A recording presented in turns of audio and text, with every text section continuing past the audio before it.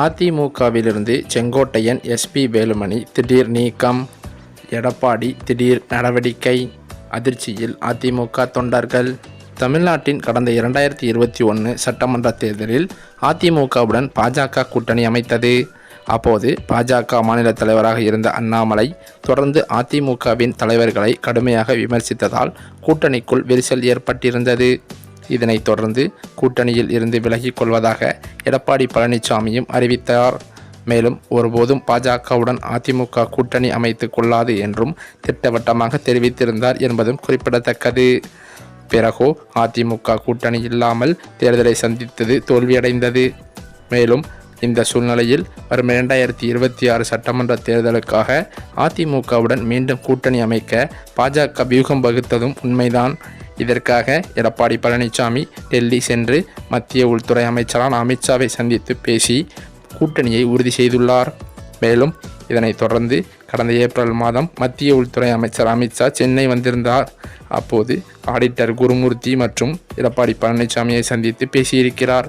பின்னர் செய்தியாளர்களை சந்தித்து பேசிய அமித்ஷா அதிகாரப்பூர்வமாக அதிமுகவுடன் பாஜக கூட்டணி அமைத்து கொண்டதாக தெரிவித்தார். மேலும் தமிழகத்தில் நடைபெறவுள்ள தேர்தலின் அதிமுக தலைமையில்தான் பாஜக செயல்படும் என்றும் தெரிவித்திருந்தார் என்பதும் குறிப்பிடத்தக்கது.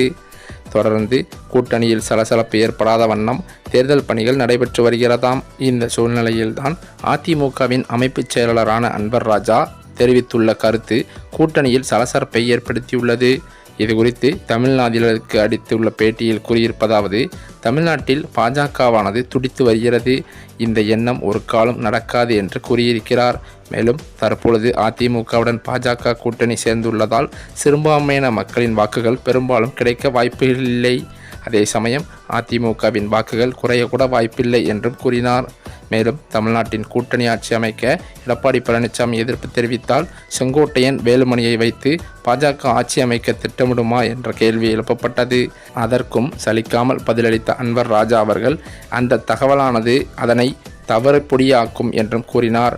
மேலும் தமிழ்நாட்டில் நிச்சயம் தேசிய ஜனநாயக கூட்டணி ஆட்சி அமைக்கும் என அமித்ஷா கூறியது குறித்த கேள்விக்கு அதிமுக தமிழ்நாட்டில் பெரும்பான்மையான இடங்களை பிடிக்கும், ஒருபோதும் கூட்டணி ஆட்சிக்கு இடமில்லை, பேச்சுவார்த்தையும் இல்லை என்று அவர் திட்டவட்டமாக பதிலளித்தது தற்போது சர்ச்சையை உள்ளாக்கியுள்ளது. மேலும் அது மட்டுமில்லாமல் குறிப்பாக இனிவரும் நாட்களில் தேர்தல் நெருங்க பாஜக சொல் பேச்சை எடப்பாடி கேட்கவில்லை என்றால் செங்கோட்டையன் எஸ்பி வேலுமணியை அதிமுகவிற்கு தலைமையாக நிறுத்த பாஜக ரகசிய பேச்சுவார்த்தை நடத்தியிருப்பதாக தகவல்கள் வெளியாகியுள்ளது. இதற்கு அவர்களும் சம்மதித்துள்ளார்கள் என்று அவரது ஆதரவாளர்கள் மத்தியில் பேச்சுக்களும் அடுபடுகிறதாம்.